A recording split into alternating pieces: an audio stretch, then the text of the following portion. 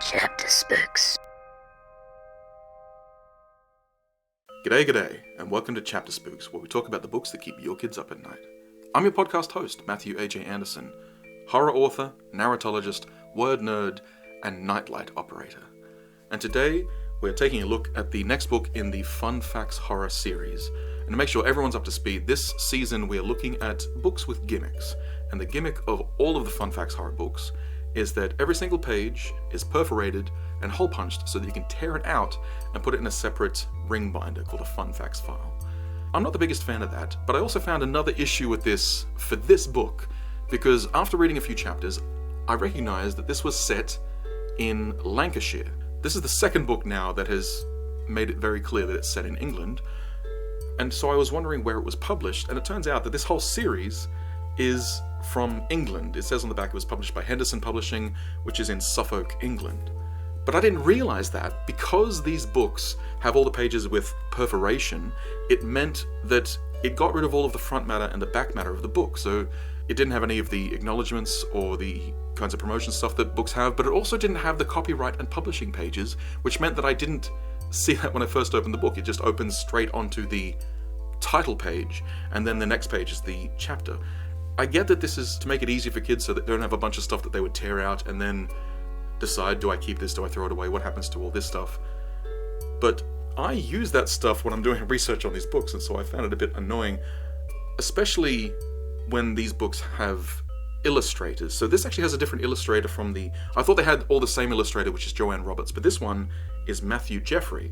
And I have to say, I'm finding it very difficult to find anything about illustrators. Perhaps that has something to do with the fact that culture does not seem to value art these days. That's a whole other discussion. But I thought I found them. I found a person called Matthew Jeffrey and sent out an email only to find out it was the wrong person. So if anyone actually knows information, please let me know. You don't necessarily have to be sending out cold emails like I've been doing to try to find them. But it's also, I'm not used to this kind of thing. I'm used to looking up authors which have databases and places you can buy their books. But illustrators, especially when they're being commissioned for something like this, it seems like people aren't interested in getting their name out there, which is a little bit sad. Especially because I very much like the art in this book, and I very much liked this book. Finally, there's a book here which I can say, without reservation, I enjoyed. Okay, that's not true. I have a couple of reservations, but that's because I'm a very critically minded person. There's a couple of things that were not perfect, and we'll definitely talk about them at the end, but this is a fascinating story because it's called Fear of the Dark, and it definitely is delving a little bit into the idea of fear of darkness and how people become scared. Like, the scared people are a huge part of this book. The fact that there is a fear that it curses them with, like, that's very fascinating. But this very much seems to be going along the lines of old school magic and ghosts. And it's fascinating that this is another time when there's a story about ghosts, which I enjoy, even though I find it very frustrating when these books perpetuate dualism and have ghosts in them. But it was a very well done story, so honestly, maybe I overestimate how much I find the philosophy of ghosts annoying, because they seem to be making some pretty cool stories about them. Also, speaking of my woes when it comes to illustrators, I also seem to be having trouble with the author of this one, because the person who wrote this is Christopher Carr. I don't know if it's because Christopher Carr is a common enough name. After all, Christopher's quite common. I've heard the surname Carr before. And so when I looked up Christopher Carr on thrift books and Goodreads and some other sites, I found that they are attributed as the writer to a whole lot of weird manuals, like things about history, Kalashnikov culture, and things about cars in the UK. But at the same time, there's also some independently published books like I Am God and Stash. And also there's a book called Thoughts of an Angry Black Man. I mean, don't get me wrong, Christopher Carr could be a black man, but I looked on the synopsis and that appears to be all about a man in America, and obviously Christopher Carr would have been from the UK because all these books are from the UK. So I couldn't really find much about Christopher Carr. It was very difficult to find information. Again, I'm going to point out the fact that I think this is why you need front matter and stuff like this in a book, so you can actually find more information about these people. I was trying and hoping that Christopher Carr had an author website, but this may have been before the time where authors had to advertise themselves with websites. All I can really tell you about the writer of this book is that he did an amazing job, and all I can tell you about the illustrator of the book is that he did a really good job as well. And in fact, there's even some moments where the art plays right into the story. In fact, on the last page of the book ends with a picture.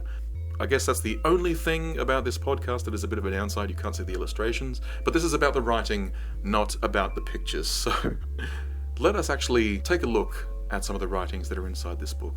Let's go into the summary of FunFax Horror number 4, Fear of the Dark by Christopher Carr.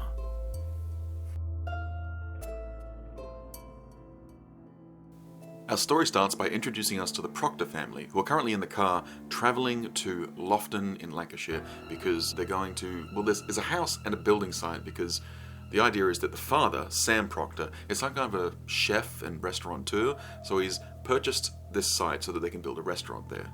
There's Alison, who seems to be sort of the teenage girl main character type thing. She doesn't really have too much about her except that she is curious about this place but more responsible than her brother, because her younger brother, Tim, he is a little bit more runabout wild, although they don't go too crazy on making them it's just the idea that, you know, she's slightly older, he's slightly younger, and that's their main characterization. As they're traveling, Sam gets a little bit lost, and so the story starts with him saying, I'm not really sure where to go, and he finally goes, oh, no, I get it, no, I went the roundabout way, but because of the map issue, they take this as a moment to stop the car, get out, stretch their legs, and have a look at the gorgeous town of Loughton, because this is said to be a little bit more rural, and there's gorgeous views of the trees and the like as they're driving through this long highway towards Loughton. Even though it's said to be a little bit dreary, it's actually really gorgeously described, and it's said that it's almost like magical because it's a little bit misty, a little bit foggy, a little bit dim, even though it's not fully sun-baked, but it's still a gorgeous natural scene. But then as the kids and the father get back in the car to drive, as they're heading down the road towards where they're going, Martin's Mill, they are suddenly swerved off the road as a truck comes careening towards them. They're going at such a pace that the dad has to swerve off the road to make sure he doesn't get hit by this guy. And two things are pointed out very quickly. First of all, that was a white moving van that looked an awful lot like one of the vans that they hired to bring stuff to their house. That's interesting. And secondly, the paragraph ends with Tim saying, man, did you see his face? And they were both like, what? No, I don't know what you're talking about. We're so busy trying to swerve the car. He says, no. That guy had a look at his face. He looked absolutely terrified. And I adore this. This is already, we've established the characters, established the scene, and now we're starting to set up that tension. Fantastic work. But there is one thing that does bother me, and I'll go into detail a bit later, but this story doesn't actually establish who the protagonist is. Like I said, these are our main characters, and in my eyes, I see Alison sort of being there because the main character tends to be someone who's around about the age of your average reader, and these sort of books seem to be aimed towards her. I know I said she was teenage, but she just seems to act responsibly. She's just the older sister. But because it's set in third person as opposed to first person, it means that I'm not 100% sure which character feels like the protagonist, and the story seems to go back and forth between Alison and Tim. But again, I'll talk about this more at the end. I just found it a little bit distracting, but it didn't really detract from the story. It was just a little bit odd to me when I was reading it. So we get to Martin's Mill, and I love the way this is described. It's a gorgeous little place. So as they get there, they have to cross over a little bridge to get into the actual area. And we learn that this bridge going over the river is a major part of it because it's called Martin's Mill because there was a mill at the back that was run by a wheelhouse. You know, one of those old school, the buildings with a giant paddle wheel that gets powered by the water. And when they first get there, they do see, yes, there's a couple more of those moving vans, just like the one that sped past them.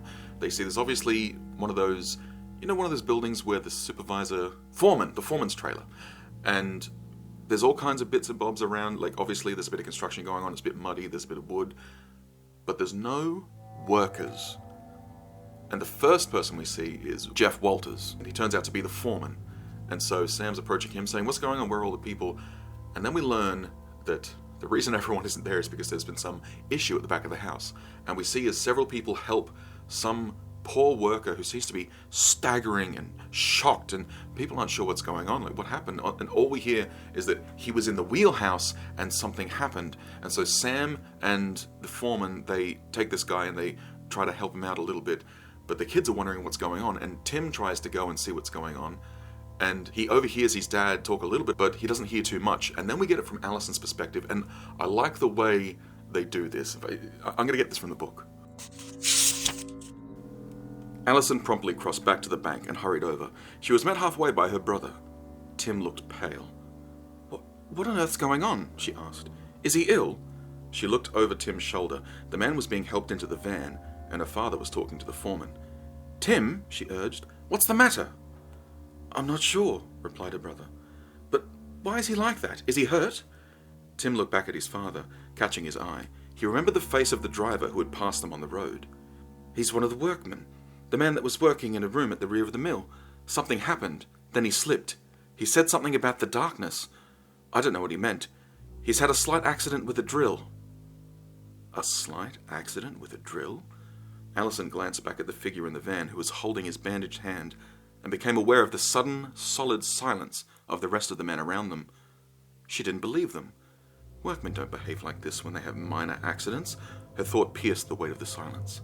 Even the birds had stopped singing. Then she looked into the foreman's face. Something had happened here. Something more than an accident with a power drill. Now, first of all, I love just the way that they talk about the accident, because it's one of those DIY horror things, how you just say he had an accident with a power drill, and you see that he had a bandaged hand, but they don't have to go into detail. You don't need to see blood and guts and gore, because if you're already in that mindset, which this is building the tension, your brain puts together what happened, and then you sort of get that, when your brain puts the pieces together. I always love when a story forces you to do that. But also, it then goes on to say, oh no, this is worse than that. So we're building that tension. This is fantastic at building that tension. After all, for a book called Fear of the Dark, it really does need to build up that idea of, yeah, there's dark, but what's in it? What's causing it? Why are these people becoming so scared of the dark? I really like the way this is done.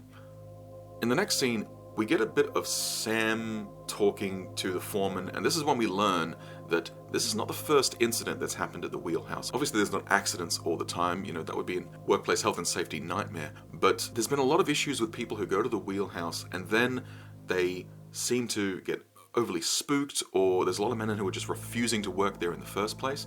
And so this is why this whole thing has been delayed, and in fact it's really annoying Sam Proctor because he just wants to get this thing built. Because I guess not only are they delayed, but in my mind it makes sense. I mean, from my experience having worked in restaurants, certain seasons are better for your bottom dollar, and so obviously you want to have it open at a certain time. They're aiming to get it open around Christmas, and so it makes sense to me. That's one of the reasons why I was upset. We then switch back to the kids' perspective, and they go inside the house and they're exploring it a little. And they notice that the lights aren't working. And at first Tim says it's because they haven't wired the house, because, it's all under construction. But Allison points out, no, it's all wired. Look, there's the plugs and there's the switches, but there's no light bulb in this light. And in fact, they look around and there doesn't seem to be light bulbs in any of the lights, which is weird because, for one thing, there's big, huge lights outside to work at night, but also, if there is construction going on inside, how would the people work at night with no light? That's a bit odd. This scene is then distracted by them seeing their father outside, and he's raving mad as he's talking with the foreman. He's clearly very upset. And the kids have never seen their dad this mad, and so they're actually sort of talking back and forth saying what's going on. And Allison, and I'll point out, she correctly surmises, but she's talking to her brother saying, I'll bet you it's because they're behind schedule. Because we did hear that they were behind, but they must be very, very behind if my dad's this mad. And so, yeah, we're all putting the pieces together. Weird schedule, things in the wheelhouse, men are refusing to work there, all this stuff. And in fact, in the next scene, we'll learn why. After a bit of the kids discussing all this, it starts to get a bit late, and then a van comes to their house, and at first the kids think it's some kind of an ice cream van because it's shaped like that. Obviously it's not playing the ice cream van music. It turns out that this is a food truck for fish and chips, which is being run by Bob Walters, who is the brother of the foreman, Jeff Walters. He's a really cheerful, friendly fellow, almost seems like an uncle. And Bob says, sort of jokingly, oh, well, I'm here to check out the competition. But no, he's actually there because he knows that because the house isn't finished setting up, they will have to have something for dinner, so he's there to get them some fish and chips for dinner, and also maybe to have a bit of a chat with his brother and with Sam. But he's also brought along his daughter, Kelly, and Allison and Kelly are about the same age, and so they head off as the men are talking, as it were, and Tim's doing his own kid thing. And this is when we learn a bit of the backstory of this place.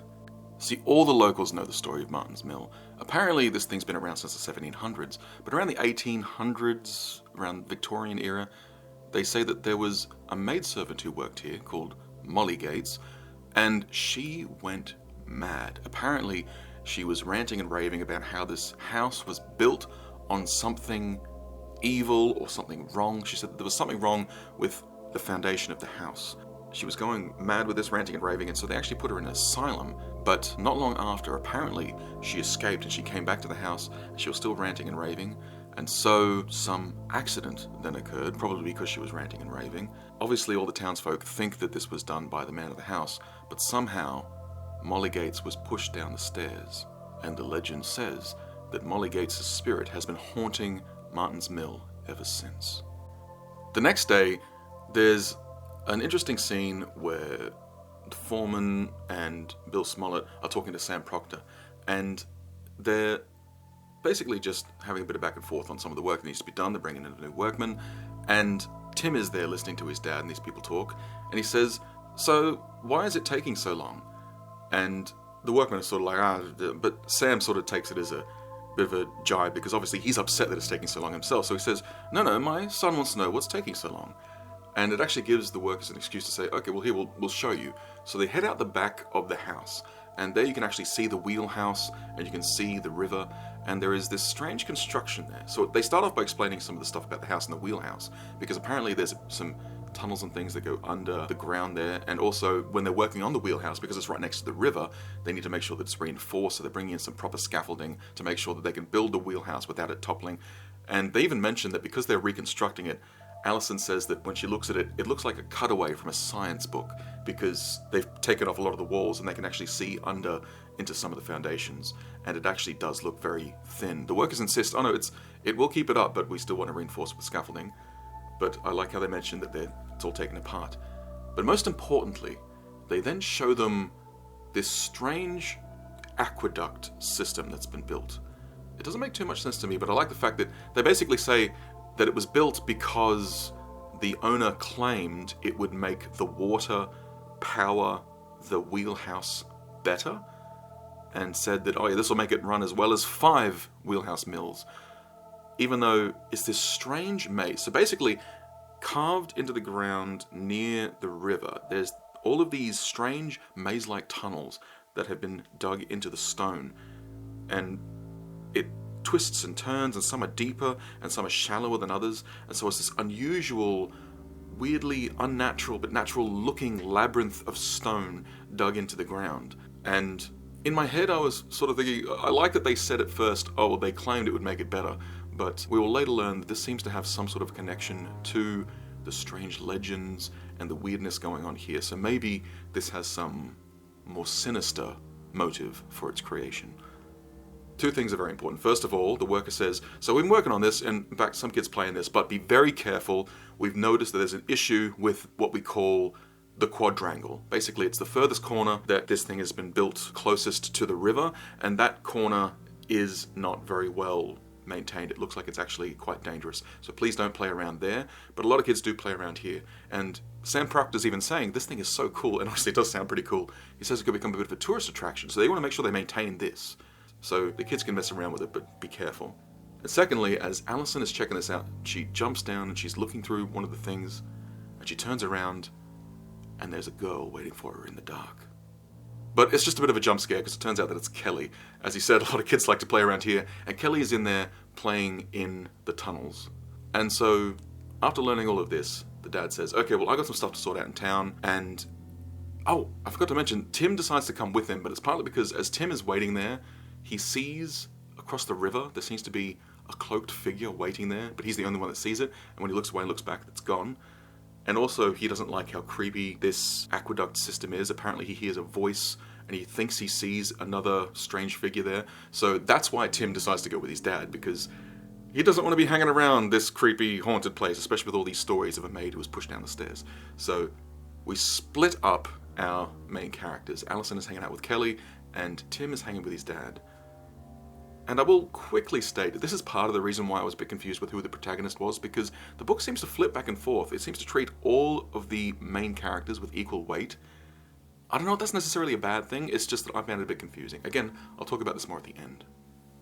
I do like the way this is done, because it does actually benefit the drama quite a lot, especially the dramatic tension, because we get a bit with the dad and the son, and they go to talk to some lawyer guy, because he needs to get some papers signed, and they also discuss a little bit about how they're having issues with the workers. And there's a little bit more of a hint here, because we've been saying that the workmen aren't working in the wheelhouse. Finally, when they're talking to him, the lawyer guy, he says, oh yeah, apparently a lot of the workers are getting the heebie-jeebies. And the dad's saying, what do you mean by heebie-jeebies? And this is when we learn that it's not just that they're refusing to work there, it's that some workers have gone down there and have come out completely shocked, as though they've seen a ghost. Like, obviously not just like seeing a ghost, there seems to be some medical issue, because they are genuinely almost catatonic. Like, they are weakened, they're struggling to talk, they're struggling to walk, they're struggling to think, and they just will not go back there. So, a little bit of a hint that there's a bit more of this than just that. And also there's a mention that Tim sees that weird cloaked figure a few more times. But then we switch back to the girls. And, you know, I'm just going to read this from the book, because I absolutely adore this as a fear, tension, suspense building set piece. Just check it out. I love this. Chapter 10. So how do we play this then? Asked Allison. She kept looking upwards. Perhaps it was because the walls were so steep. They were, after all, standing on what Kelly claimed was one of the deepest parts of the aqueduct, at the center of the site. Okay, now listen carefully, began Kelly. She sat on a ledge formed out of a jag of flint rock in the wall. We used to call this, if you don't come to me, I will come to you. It's a great game. Who was the we? Asked Allison. I told you, grinned Kelly. That was me and Jamie. We played here sometimes. And what about the title? Who thought that up? Kelly gave a false yawn. Are we going to get on and play this or not? The title's real old. Jamie's mum told us. I mean, I didn't make it up. We take turns. I'll go first if you like, since I know the passages. Allison crossed her arms and waited for further explanation. Right, it's like this. You turn and face the wall. We always start from this point at the beginning. I go off and find a place somewhere in the ducks. It could be right over the other side. After 5 minutes or whatever time we agree, you come and find me. The thing is, though, whilst you're trying to hunt me out, I'm also trying to find you. It's a matter of who gets to who first. Allison thought about this for a moment. It sounded very unusual, chasing after one another, uncertain who was the hunter and who was the hunted. A few other things, Kelly continued. I'll stop every now and then and call out something to you. It could be just a yell or your name. If a breeze blows up top, it carries the message through the passages, but it can get confusing. That's the fun of it, you see. You might think someone is just round the next bend, when in fact they're in another passage behind you. Allison nodded. How do we know who was won? I mean, how do we know who was caught who? Whoever sees the other person first has to be quick off the mark. They point out and say, Old Mother Gudgeon has got you. If I say it to you first, then I'm the winner. Kelly's face was wide-eyed. Her explanation of the game had been very matter-of-fact. It was obvious that she had played this many times before. Why do we say that? Allison asked. I mean, why not just something plain and ordinary like, gotcha? It's a tradition. I told you it was an old game, said Kelly, feeling mildly irritated by so many questions. I don't really know why we say that, but we just do. It's how it was played in the old days. Come on, give me 5 minutes then. All right. Allison didn't feel as enthusiastic as she felt she should. She looked at her watch. It's easy peasy, sang Kelly. She disappeared down a length of tunnel and round a corner. For a moment, Allison puzzled over who Old Mother Gudgeon might be. Something inside her suggested that she might not want to know. The name somehow sounded nasty. She looked upwards again, just noticing the tip of the arch which rose above the duct. It looked like a giant finger, pointing towards the sky. Feeling suddenly dizzy, she looked down and faced the wall. A worm slowly wriggled out from between the rocks near her face, and she stepped back with a small cry. Surely she didn't have to remain standing there, simply looking at Earth. She decided to turn around. Allison felt very alone. The world above had become silent and distant, as if it were another place in another time. All of a sudden, overhead, a warm gust blew by. It carried her name, Allison, and vanished into the sky. There was a split second of silence. Allison swallowed. Her mouth had dried. She reached out to the side wall to steady herself. The cry came a second time. It didn't sound like Kelly's voice at all, but she knew it had to be her. For a moment, the call of her name had hovered above, seemingly in the air. Then it was as though the walls had become invisible, and she could actually see Kelly's outline through the walls, 2 ducts away. Is that you, Kelly? She spoke in a hushed, nervous voice, then shook her head and the image faded. She had not bothered to look at her watch, or counted minutes or seconds. Time had passed slowly. That must be 5 minutes by now, she thought. I'd better start. But where? Alison considered the passage ahead. Several ducts offered options.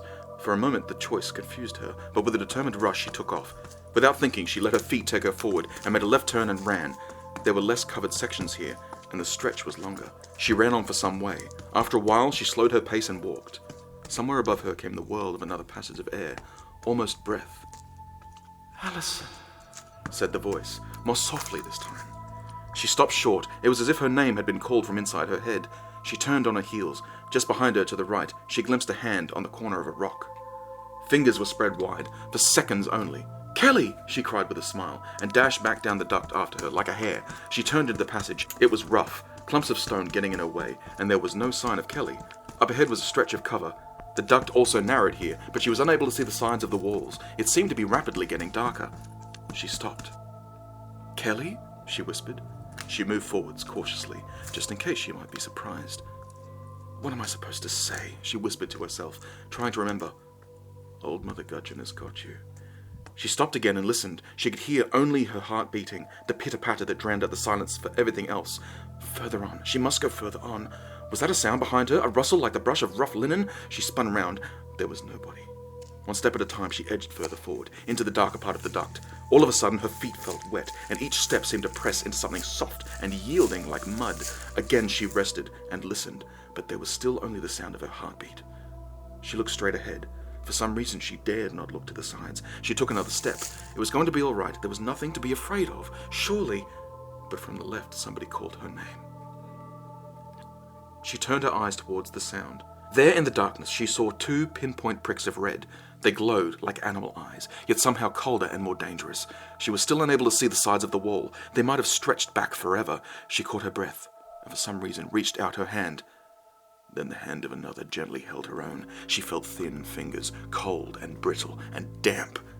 Alison shrieked. The smell of wet earth filled her nostrils, and she felt as though something thick and cloying had rushed into her mouth. The soft, squelching sensation around her feet increased, as though something thick and maybe sticky had seeped through the floor of the passage. "Kelly!" she cried. "Where are you? Help me, please!" She turned and with a simpering cry rushed back down the duct. This time it was blind panic, running anywhere to get away. But from whom? Or from what? "Alison!" Her name was called again. "No! Oh, no!" She resisted the urge to sob, to break down. She took a deep breath and clenched her fist. She looked up. For a moment she glimpsed the sun. Then the edges dripped into the clouds, as though it was a disk of melting wax. Something scuffled around the corner to the left. Without thinking, running blind, she took off again, straight round the turning. She ran into the gloom once more, and then she stopped dead, her heels digging hard into the earth. She saw a shape, a silhouette that stood silently in the center of the duct ahead. Alison was frozen with fear, but it must be Kelly. There was nobody else down here. "Old Mother Gudgeon has got you." She found herself croaking out the message, the cry of the victor, but her mouth tasted salt dry. The shape did not move. Not a word was spoken. "Kelly," she whispered. "That is you, isn't it? Please say it is. Don't do this. Old Mother Gudgeon has got you." From behind her she heard the message repeated. "Old Mother Gudgeon has got you." But it was different. She twisted on her heels and saw Kelly, her brown eyes dark and piercing, but for a second nothing made sense. Kelly was behind her. Slowly, her heart in her mouth, she turned back to face the owner of the other voice, which was ahead of her. "Now, it's dark," said the voice. I love this so much. Did I mention that I love this book? Because not only is it a fantastic thing for building tension, and it's also building what we already know. It's not throwing things in that don't make any sense.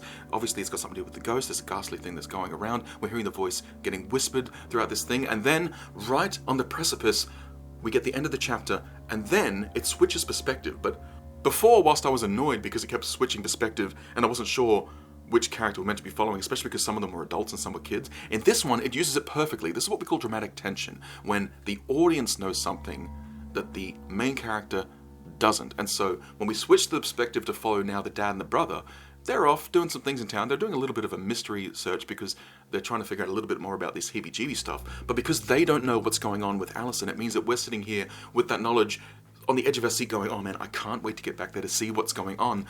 And because it keeps going back and forth between the chapters, we will see as soon as this next chapter ends. I love the way that this is constructed. Even though I do, like I said, find the whole protagonist thing confusing, this uses the alternating perspectives to maximum effect to make sure that you are being drawn in, feeling that tension. And I gotta say, when I first read that, I had to put the book down because I was laughing to myself because I was having so much fun. This is how you do tension. So like I said, we get a little bit of a scene with Sam and Tim. They're going through town. Apparently they run into Bob Walters and they have a little bit of a chat, and apparently he knew a little bit more than he was willing to say. He did know that some of the workers were getting scared and running off, but he was basically just trying to keep it hush-hush because he knows that this job is important for his brother. You know, small town, huge, big project for a construction site, so obviously he wanted him to have the job. But he is honest and he says, look, apparently the people who used to live here were the Duns, but I don't know too much about them. Apparently they owned a bookshop, something. And so this leads the father and the son. Rather than go back, they decide, no, I want to know a bit more about what's going on. So they start looking for this bookshop, and I think that's when this chapter ends. I think in the next one is when they find one of the workers. But we then go back to that scene with Allison and Kelly. The shape in front of Allison quickly disappears. Apparently it falls towards her, and I like how Allison sort of jumps back because the thing seems to fall into her body, but she quickly realizes that if this is that Molly Gates, that makes sense because she fell down the stairs. She's reenacting that moment, and so Allison is terrified, but Kelly's there and she's trying to help her out, and she quickly realizes, you saw it, didn't you? And that's when Kelly reveals the truth. She knows that this place is haunted because, remember earlier in that chapter how she said she used to come here with Jamie? Well, apparently only a few kinds of people can see ghosts. She can't, but obviously Jamie could. And the main reason why she doesn't hang out with Jamie so much is because she was curious about the ghosts. She wanted to play here despite the ghosts, and apparently their parents thought she was a negative influence. And so they decided that Jamie couldn't play with her anymore. But she does find this story fascinating. We also learn that part of the reason why Kelly is down here is because she had dug up this weird whistle thing. In fact, I think she actually discovered it earlier. It doesn't matter too much because they just say that she's holding a tube. But what matters is that this is some kind of a strange bird call. Actually, I'm just assuming it's a bird call because when they clean off the side, they see that on the side of it, it's written Ye Summoner. And so it's probably meant to summon things, kind of like a bird call. Actually, quick side tangent. You know when things say ye oldie? This does bug me a little. A lot of people think it sounds old-fashioned to say, oh, ye, merry, what not. No, that's not what people used to say. Y-E is pronounced the. This is just a quirk of typography because back in the days, they used to spell the thorn-E because thorn used to be a very common letter in English, but when they brought out the Gutenberg press, it didn't have all of the letters of the alphabet, or not every single typographer had them, and so they would often replace thorn with a Y. Even though thorn looks more like a P, but I guess P-E doesn't exactly sound upper class, does it? And so they replaced the thorn with a Y, so you're supposed to pronounce it the. We also learned that the summoner is made of bone, and I kind of wish that we had revealed this because someone had tried to blow in the whistle, and then when it touched their lips, it would absorb. Because that's one of the ways that archaeologists can find if something is made of bone, is that it will stick to your tongue and lips because it is slightly porous. But that's just a side thing. What matters is that they know it's an old bone whistle thing, and they're not really sure what it's for. But what we do know is that Kelly found it in the lower quadrangle, when they're not supposed to go. And in fact, after all this running around, they realize that they're actually in the lower quadrangle now. They go around a corner and they see that they're in this big, round, open space. And this is beautifully made. Everything else seems to be worn out stone and cobbled bits, but this actually seems to have some marble, and in fact seems to be leading towards this big circular space in the middle, which is a slightly different kind of stone. And it's surrounded by all of these different drains that are leading in, and Kelly explains that this was most likely the main reservoir, where all the water flowed in and then would go down this main drain to go back towards the wheelhouse. So if the theory is that this is meant to make it more powerful, this is where all the water comes together and then flushes towards the wheel. But as they're there and looking around, Allison notices that one of the places where there is supposedly meant to be a drain, there's an indent in the wall where something has been removed, but there's still stone behind. There is a broken chisel sitting beside it, and she also sees that there is a small hole in the wall, and she assumes that this must be where they had drilled through to check to see what's behind, because obviously if you're playing around with drains, you don't want to get suddenly flooded with water. But Kelly then reveals, after Allison presses her and says, "This is where you found the summoner, isn't it?" And Kelly admits that it is, and so Allison, curious, goes towards that hole, and she realizes that it's not actually a borehole, because it's too big.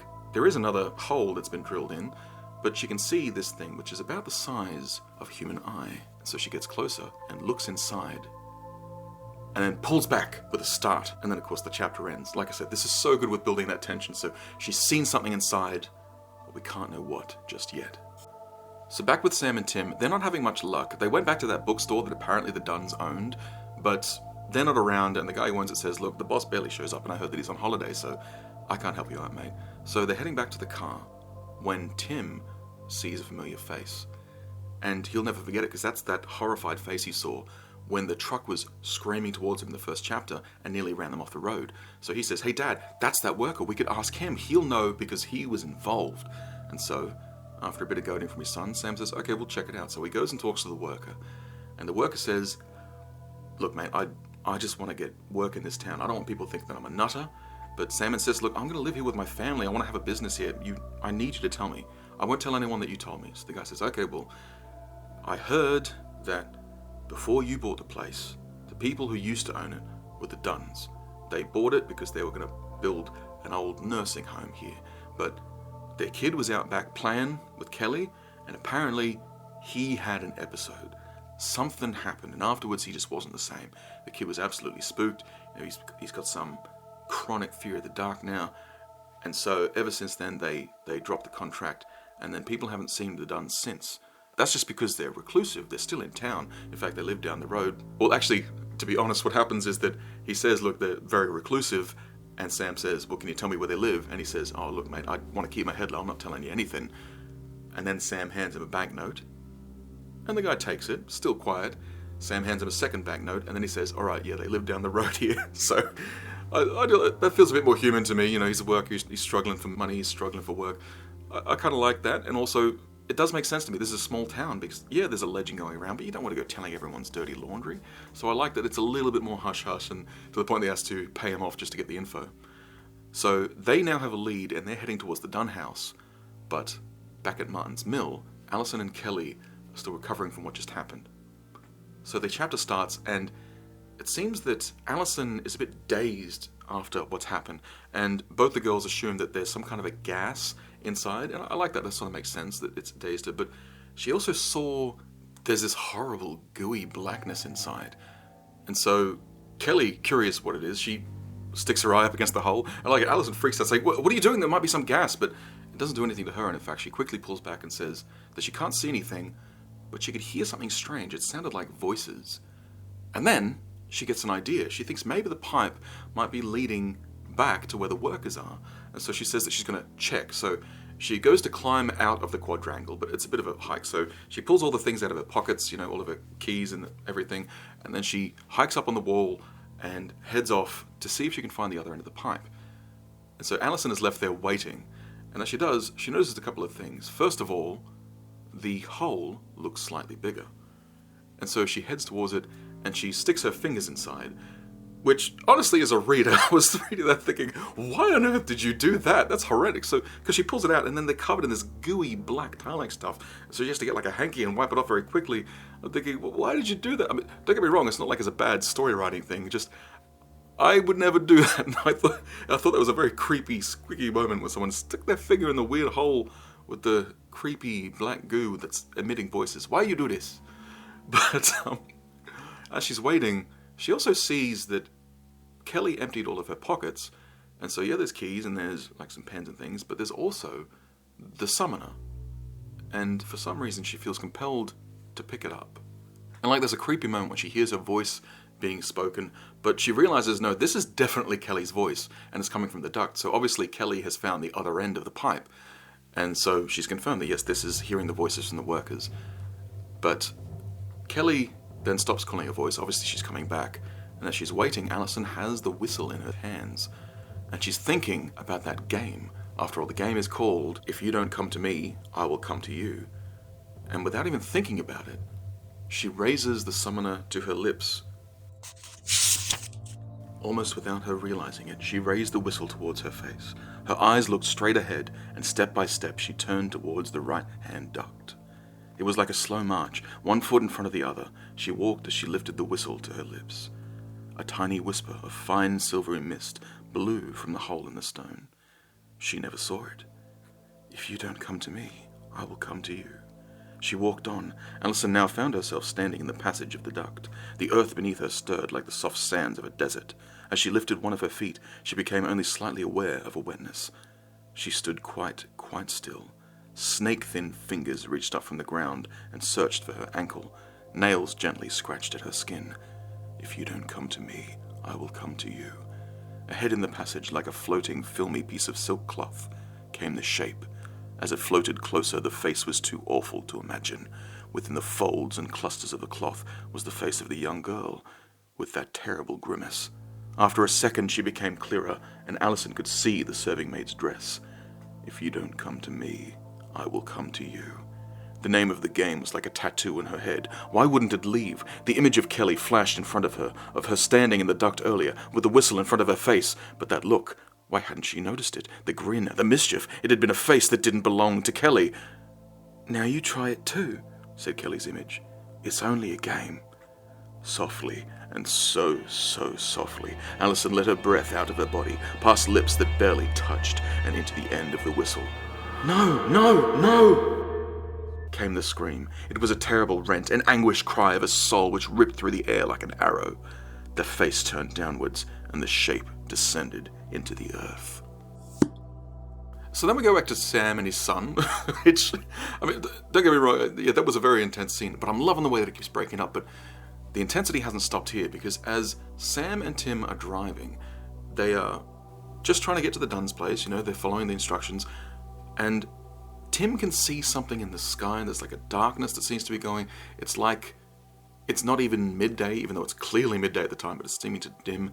And then suddenly something smashes into the windscreen, and it causes their dad to swerve, and he pulls over, and it's because a crow has smashed into their windscreen.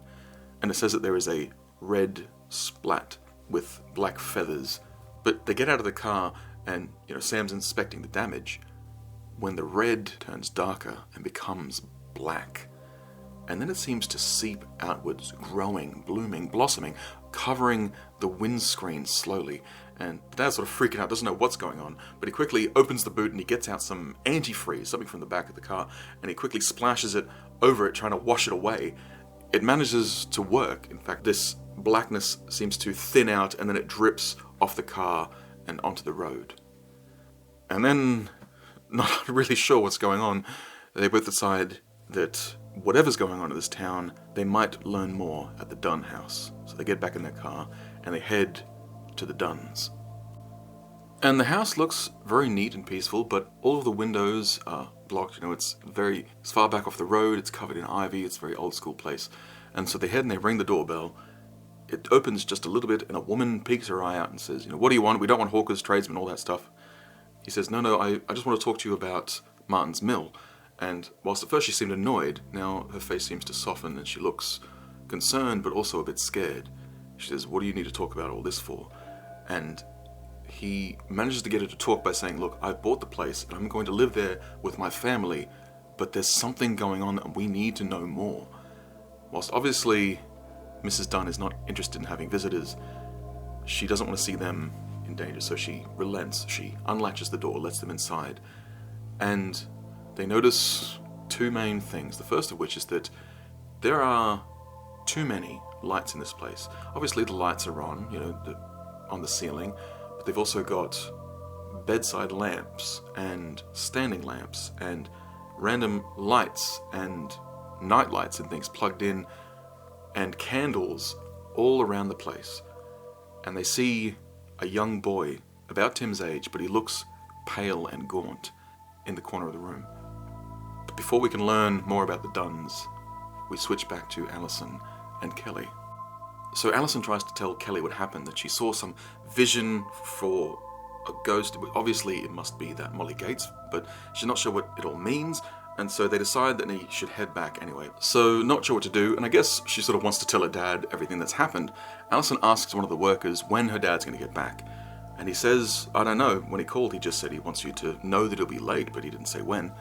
But if you're looking for something to do, you could replace the light globes that aren't working in this place." He says that so many of them keep busting, so if they want something to do, there's a big box of light globes and so many dark rooms, maybe they could replace the light globes. And so they go through the house, systematically putting in all the light globes, But even when they put in the light globes and they switch the light on, they see that it's not very bright. Even though these are brand spanking new light globes, fresh out of the box, and it's the middle of the day, one light globe is not really lighting up much of the room. In fact, once they've put in the last light globe in one of the rear rooms of the house with 2 lights in it, Alison points out that there doesn't seem to be the right number of shadows. Kelly suggests, maybe it's just because, there's 2 light globes, it would look weird. So they switch off the light, but sure enough, there are more shadows in the room than there are things to cast shadows. And whilst it's not made explicit, the illustration does show a shadowy hand creeping across the wall. I think that that's meant to be implying evil influence is creating all of this darkness. And now we get back to Tim and Sam at the Dunn household, and I'll let them explain the backstory to all of this. "You've got kids, clearly, Mr. Proctor," she said quietly. "Tim here, and a girl, Alison. She's back at the mill playing with a friend, foreman's daughter, Kelly." "Oh, God," said Mrs. Dunn. Sam sat up. Tim caught his breath. "Quiet, woman," said Mr. Dunn. No, John," she said. "We've got to tell him. If he thinks we're mad, it's for him to decide." "Tell me what, Mrs. Dunn?" This time Sam was more determined. A sliver of unease, which had been pricking away at him, had now become a wedge. He fidgeted in his chair. The creaking of the stool was starting to grate on his nerves. "Do you believe in evil, Mr. Proctor?" said Mrs. Dunn. Mr. Dunn stepped near his wife. He reached out to touch her, then pulled his hand back.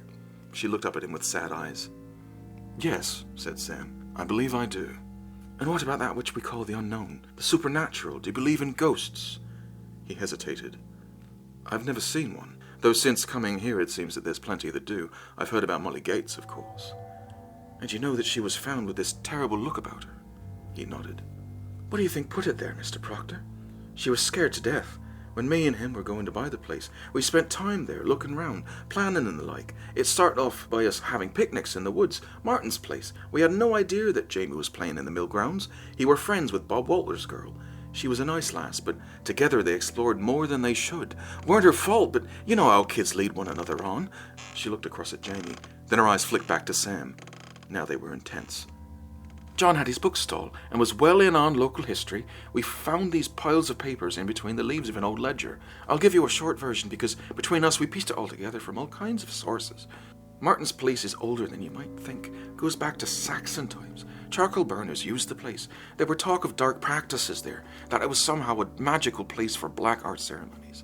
Part of it were a small holding too, a farm. It was farmed and minded by a crone, a weird. Stories tell that she had familiars and would do harm to any soul she were paid enough. Some came from hundreds of miles by her magic. She was powerful.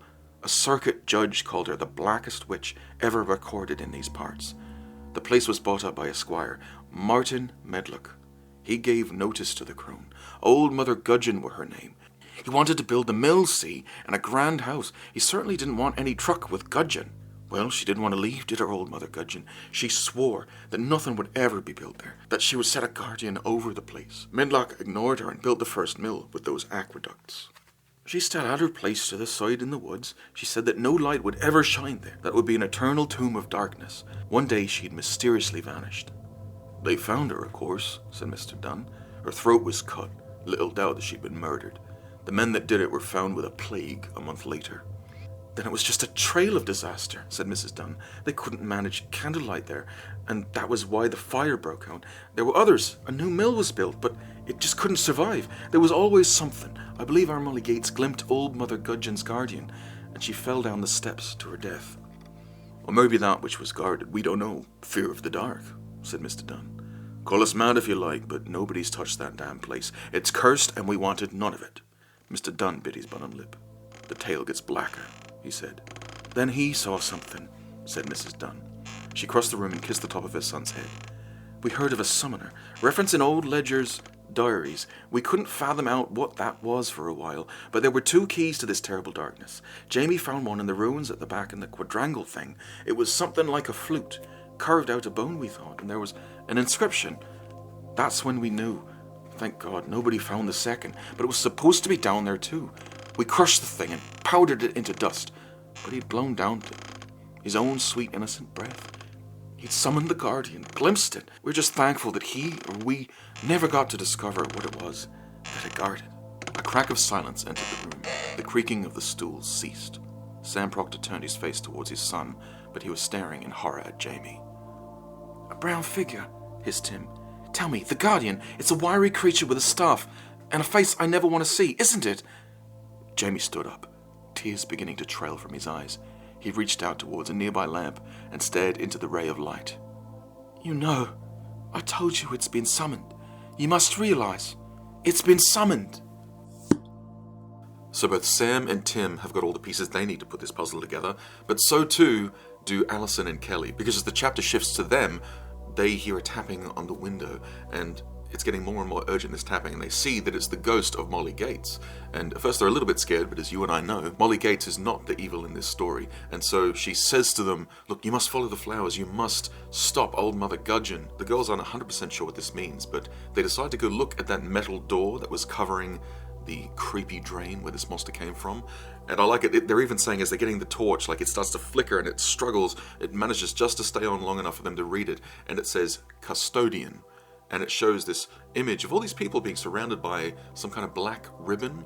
But if you look closer with the torch, all of the faces of the people are anguished. They all look like they're screaming in terror. So obviously this is meant to contain the custodian of this curse. And so the girls then decide that they're going to do something about this. But before they do, we get another quick chapter shift. And I actually quite like this, because even though this is the action scene, there's a bit of action happening back at the Dunn household, because as they're watching, suddenly Tim gets this feeling come over him, and Jamie reacts weirdly. He starts to get very upset, and he runs outside into the garden. And when they go outside, they see that image that Tim has been seeing throughout this whole story, the woman in the creepy hood with the mottled face and the anger, and she's pointing with rage. And as Mr. Dunn and Mrs. Dunn are seeing this, Mr. Dunn is screaming out, "Oh no, they've done something, haven't they? They've summoned it!" And so then finally, when we switch back to Allison and Kelly's perspective, we see that as they're heading outside, they hear the worker is screaming, and they head outside and they see that he comes running out of the wheelhouse. He's got some strange black goo, in fact the exact same black goo, all over his back, and it's writhing and twisting. I like the way it describes it as like black lava, this slow but cruel, moving, angry, tenderly goo is reaching out, and he's trying to wrench it off of himself. And creepiest of all is that as Allison is seeing this, Kelly starts to laugh. When I first saw this, I was a little annoyed. I was like, oh no, does that mean that she was evil the whole time? But no, it turns out that Kelly, because she is now holding the summoner, is being taken over by this force. And so as all hope seems lost, Kelly is turning into some sort of monster. And also, the darkness outside is so heavily encroaching, even with the sun high in the sky, there's edges of black is growing along every blade of grass, every leaf, every flower, and everything starts to grow slowly more dull. But even though this curse is obviously enshrouding everything with darkness, the main threat is still this black goo. And as Allison isn't really 100% sure what to do, Sam and Tim arrive, and they want to help as best they can. They want to try to stop this thing. And that's when they get a good idea. See, the worker points out, and Sam and Tim point out, that Old Mother Gudgeon's curse wants to destroy this town, and if it can get back to the river, it would manage to flow all the way into Lofton, and it would start to invade everyone's life. We would lose the entirety of this county. They need to stop it from getting to the river, and how will it get to the river? Well, obviously, it's through that aqueduct. It's designed to allow all the water to flow back into the river, and that's when they get an idea. One of the workers says that they actually got some quick setting cement, which does make sense, more expensive, they want to get this thing done quickly. But most importantly, he says, well, we can stop it just in time if we just plug that drain. So they go running as fast as they can towards the drain as this black goo is following them, and it's not only trying to get into the river, it's also sort of reaching out towards them as it does. They manage to pour the concrete in as the black goo is also reaching through, trying to get to the drain. But this quick setting cement, they pour one and then another one of these concrete mixes as they throw all of this concrete into there, and this swirling blackness curls up in this spiral, and then quickly it begins to slow and set. But the story is not quite over. We get one final chapter, an epilogue in fact, and I like this for 3 reasons. First of all, it does show that whilst that was a huge and intense scene, we know that things have calmed down because some time has passed. We know that time has passed because the restaurant is set up, and also we get to see their mother. So we know that we're tying up those loose ends, we know that time has passed, the restaurant's built, everything is fine. Or is it? Because that's the second reason I like this. We hint at that fear because, as they're at the restaurant, there's a little girl who's with her parents and she's crying. And of course, their mother, who's helping run this restaurant, wants to make sure everyone's happy, goes over and asks if she can help. And they say, oh, it's fine. It's just she saw something a bit scary when she was looking at the back around near the wheelhouse. And we then learn that the mother has been told by the kids what happened, but she doesn't really believe them. She doesn't know what they're talking about. She says, I don't really know what to believe with you kids, although some people do find it upsetting. And so she goes to look out back, to make sure it is still safe, with Allison, and she's looking at the aqueduct, because where the quadrangle is, where they poured in all of that cement, there's this ripply surface to the cement, and all she sees is weird waves. I don't know what on earth you kids are talking about, but okay, some people find it scary. But as she leaves, Allison says that if you look at the concrete in just the right angle, those waves don't look so much like waves, and instead look like the features and face of a screaming old mother gudgeon. And the third reason I like this is because, even though I'm not a big fan of using illustrations in stories, because I think that a story should be able to stand on its own, but this is a kid's book, and so I love the fact that the last thing you see in this book isn't a word, it's one final picture, and it is the screaming face of old mother gudgeon. The end.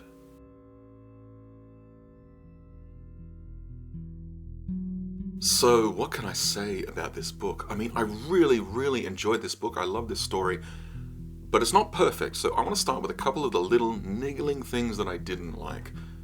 And the first one isn't something you would have noticed by me just saying it, but it is that this book seems to have a problem with writing dialogue. I'm going to say correctly, because every time there was dialogue or thought, it was a bit distracting, because often when a character is thinking, you can write that in italics to show that that's what they're thinking, or you can even just say person thought, in this case Allison thought or Tim thought.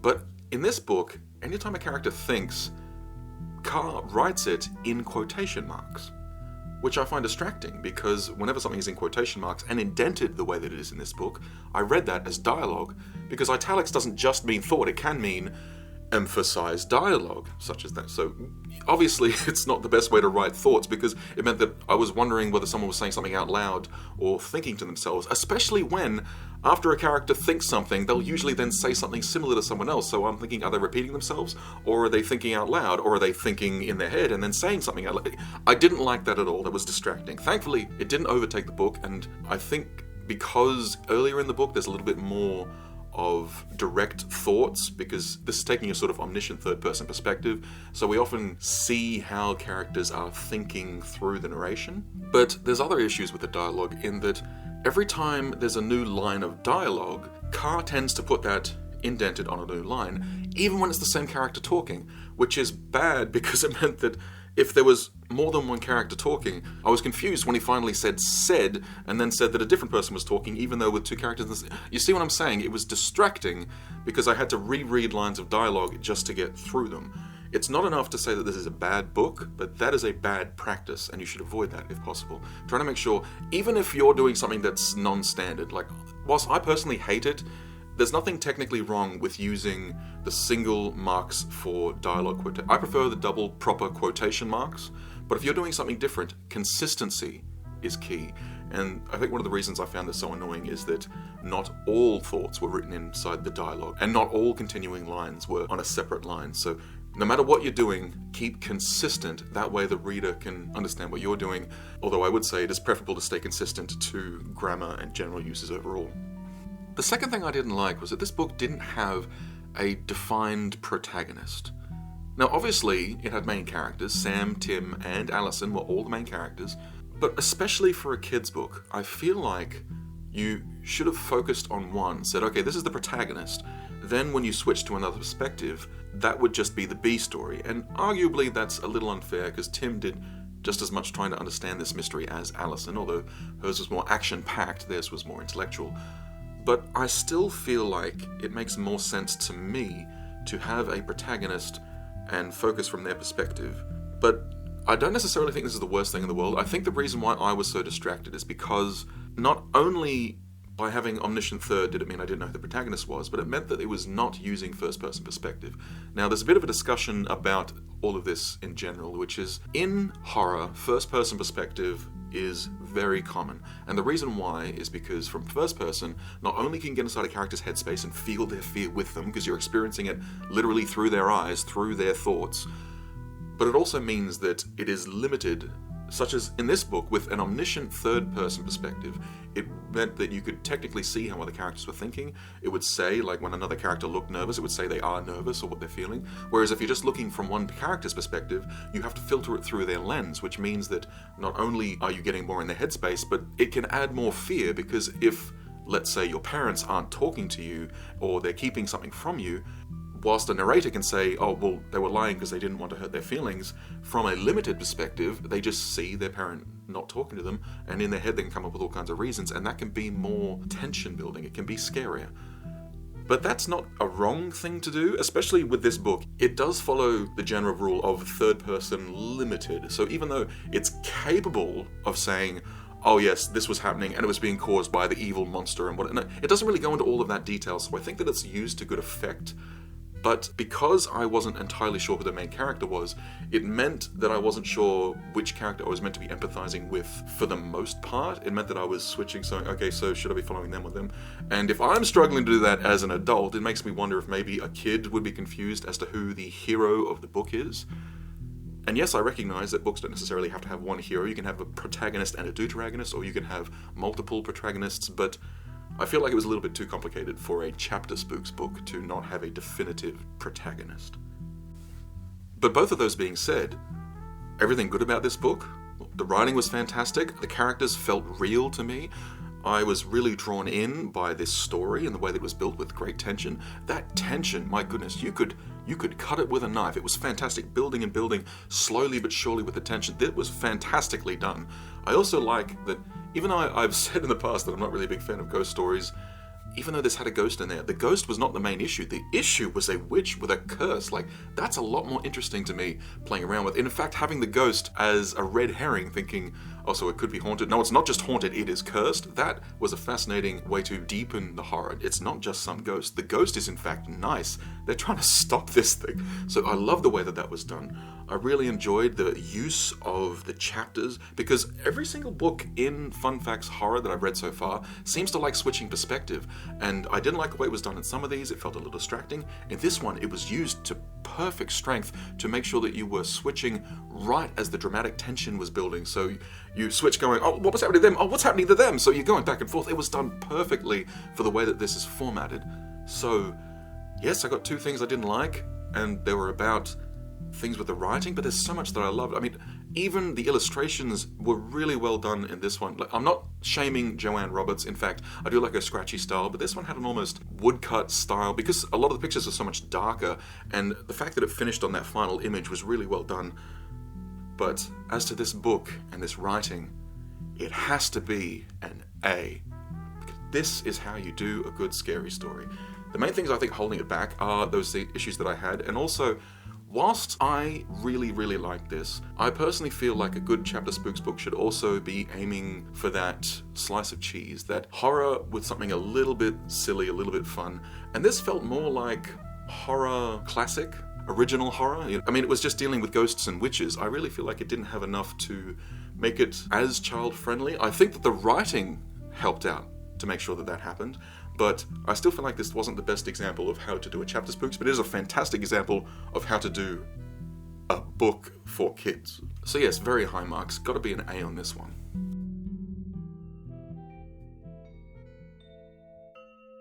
So what can you learn from this book? Well, for me, the first thing has to be that tension. It's fantastically done. You know, it's funny, when I was first started getting into the idea of analyzing stories, I was looking at Goosebumps, and I came up with a very reductive, but nonetheless accurate way of looking at the way that good Goosebumps books, and in fact good Chapterspooks books, build tension. And it's what I call the escalator of doom. So the idea of the escalator of doom is obviously, you step onto the escalator, and most importantly, you're not in control of an escalator. It's bringing you up the stairs. So it starts pulling you up slowly, raising higher and higher as you get further and further off the ground. So the idea is it becomes more tension, more building, more fear becoming developed as the story continues. And obviously at the end is the drop, where the escalator of doom is simply leading you to your doom. The higher off the ground you are, the more pain it will be when you finally fall off the end. And that's how a good Chapterspooks book builds tension. It starts off small, starts off little, and you're fine on the escalator of doom. It feels like, hey, we're not that far off the ground, it's perfectly okay. Although I'm starting to get a little bit nervous because I don't know what's at the top, and then it builds and builds and builds. And this is a great example of doing that, starting off with the little things. Okay, yes, we did have to swerve to miss someone, but that's something natural. That's something anyone can go with, a near miss on the road. But he had a weird look on his face, and then there was an accident with a drill at this place, and then there's suggestions that there's fear, and then there's suggestions of some history, and then there's all this build-up, and then they're starting to discover strange things. So you see what I mean? It's that slow but steady escalation of danger and tension. If you're going to be doing anything to do with kids' horror, or I suppose you can even do this in adult horror, but I'd argue that adult horror has a lot more of tension cutting because it tends to have a sharper upward slant. So you might actually introduce the killer and then have a bit of a jokey moment, and then you have one of the people dies and then you have to have a bit of a relief of that tension. Whereas a kid's book, because it's nice and slow and steady, the tension just comes from that slow build, and the relief just comes from the fact that, well, it's only a little bit, and so they only have to deal with it a little bit at a time.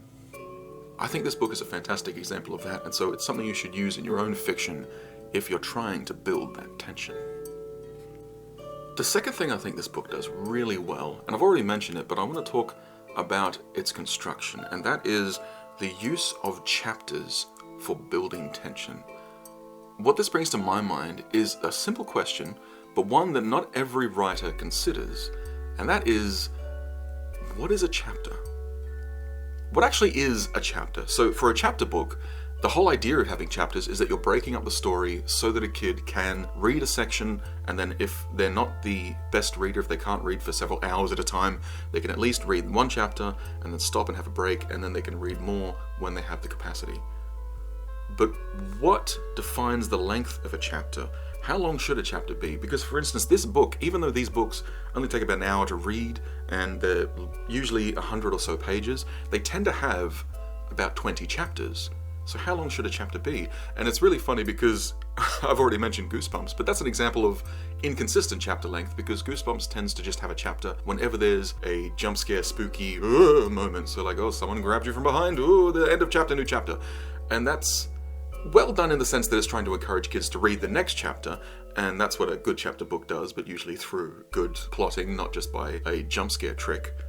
But how long is a chapter? How long should it be? In this book, I feel like that it seems to define every single chapter is bound in some kind of revelation.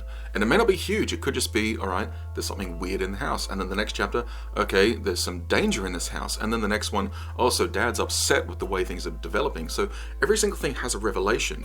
But this also uses that to the effect that when it starts switching back and forth between what I'm choosing to call the A story and B story, or what probably should have been the A story, B story, it means that it's revelation, new story, then their revelation, new story, their revelation, new story, stacking on top of each other in an A-B method that really, really ramps up the tension, and especially the dramatic tension. I think I mentioned that once or twice, just so you know, dramatic tension, as opposed to character tension, like a character sees another character and they need to deal with it. Dramatic tension is when the reader becomes tense because they know something the other characters don't. In this sense, it is something like Allison has just seen a ghost, and then we switch perspective to her dad and her brother, neither of which are aware of it, and so they're doing their own thing, not realizing that there is some danger on this other part of the story. So that's the dramatic tension, the tension that drama can bring through construction of the story. And so that's what you need to ask yourself. What is a chapter in my story? Am I doing chapters just because I get sick of writing and I stop? Or does every chapter have some purpose? Is this a revelation? Is this a character development moment? Is this simply a scene for creating that relief because my story has a little bit too much tension? So is this a moment to breathe before we move on? What do your chapters achieve in your story? And if you can answer that, then that means you can start to play with it in the way that Christopher Carr has here, and use them to really ramp up the tension or do whatever it is you're trying to do in your story. So that was Fear of the Dark by Christopher Carr. Fantastic book. It really reinvigorated me, especially after the last one was a bit weird and the one before that was so problematic. It's great that I had a book that I wanted to keep going through. A book that was actually a page turner. Although you've got to be careful to make sure you don't tear them out in this one. But I really did enjoy this one. The one thing I will say before I go is that I really have been trying to find out more about the illustrators behind these. There's only two. It's Joanne Roberts and Matt Jeffrey. I actually found a person called Matt Jeffrey and reached out, but it turns out they were the wrong person. If anyone here knows anything about either of those authors, feel free to reach out to chapterspooks@gmail.com, because I am searching the background if anyone has any advice on finding illustrators or visual artists. It's not really something in my wheelhouse, but I'm trying the best I can. But I'm really looking forward to the next one in this series. Not sure what it's about, but like a lot of these, it seems to have a title that's nonetheless engaging. It's called Bad Blood, and I'm not really sure what it's about. So we're going to have to learn when we finally crack the spine on that one. But hey, if you thought this was scary, just wait to see what I've got in store for you next time.